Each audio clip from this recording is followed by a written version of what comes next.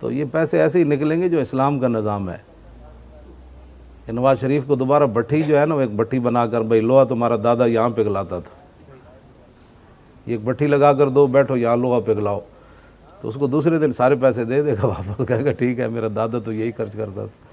तो ये थोड़ा है पहले जनाब, मैं भी उसी जेल में था, तो इसके जाने से पहले जनाब पूरा जनाब इसके कमरे का जनाब रंग रोगन हुआ, फिर जनाब ऊपर छत बनाई गई, फिर दीवारें बनाई गई, फिर लेटरीनें बनाई गई, फिर कालीन बिछाए गए, फिर कुर्सियाँ बिछाई गई, फिर बावर्ची खाना बनाया गया।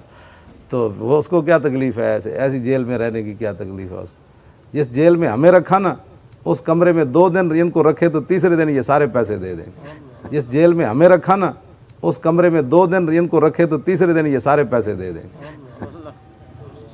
बिल्कुल ये पक्की बात है। उसमें पानी टपकता रहता था उसकी दीवारों से, जहाँ जो हमें रखा हुआ। तो ये क्या बात हुई भाई, उनके वो दूसरा अलीम खान जो था, वो बैडमिंटन रात को खेलता था,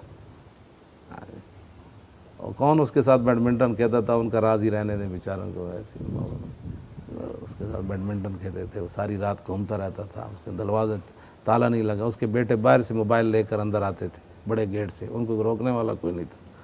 ये ऐसे थोड़ी इनके लिए जेल है। बहरहाल ये हुजूर का दीन ही आएगा, सारा गंद ख़त्म होगा।